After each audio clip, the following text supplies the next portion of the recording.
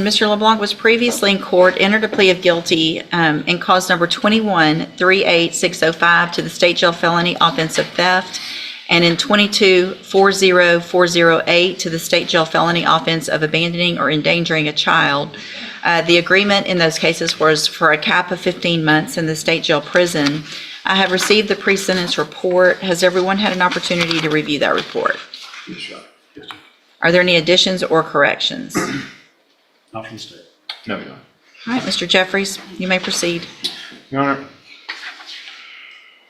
I believe the most appropriate ending to this is probation. As the PSI report indicates, he would be a low risk on probation.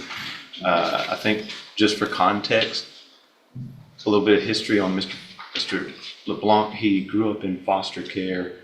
He did get into some trouble in his teenage years into the very early 20s.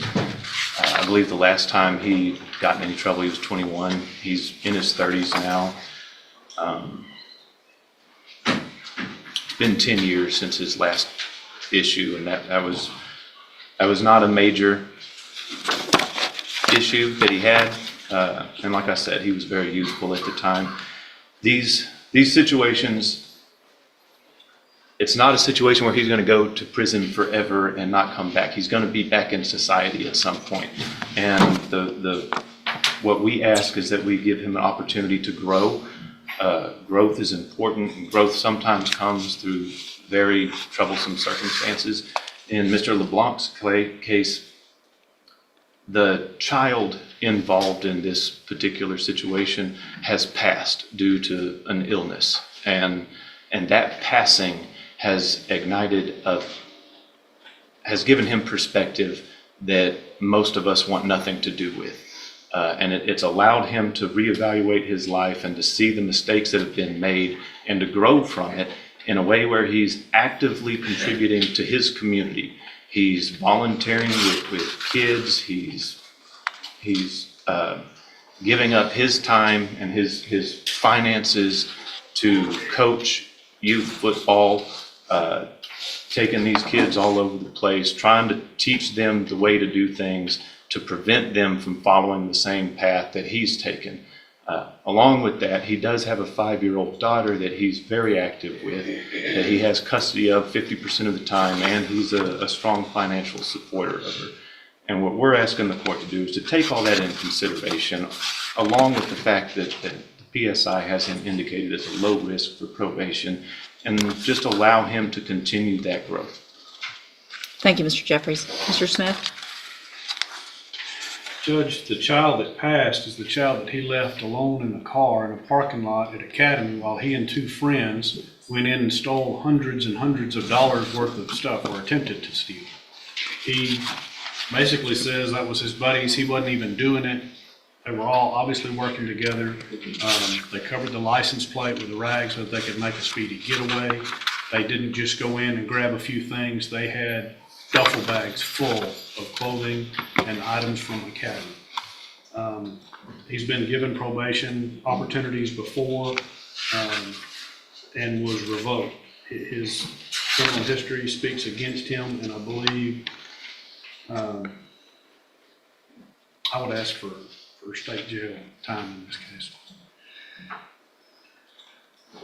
Thank you, Mr. Smith. So I'm looking back, I'm not sure what has been the delay. These offense dates are from 2021, Yes, sir. and it appears that Both, August 27th, 2021. and I believe November of 2022, Routine got 20 months state jail, and then Brooks got probation 2 or 5. That was a cap plea. Okay.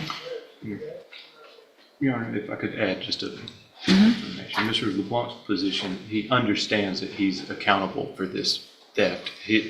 His statements are just an indicator that he did not take any property away from Academy. He knows his cohorts did, and he understands that he's accountable for that. Okay. I guess what I'm looking at is just the length of time. I mean, obviously there's criminal history, and I don't disagree with Mr. Smith. That on paper, this does not look like you should be considered for probation in some ways because of you've been given an opportunity for probation. And just listen. Don't talk Yes, ma'am. talk yourself out of what I'm about to do. But what I'm trying to say is that those revocations, the one revocation was back in 2014. Obviously, that's a long time ago. You were much younger. You have apparently not been in trouble since the date of these offenses, at least not here that probation discovered. And so you've been out on bond or doing whatever for some amount of time, doing the right thing. I appreciate that you're giving back. I appreciate the things you're doing, and it looks like you've grown up. You've gone through, I understand your child passing away. None of those things, however, makes it okay what you did.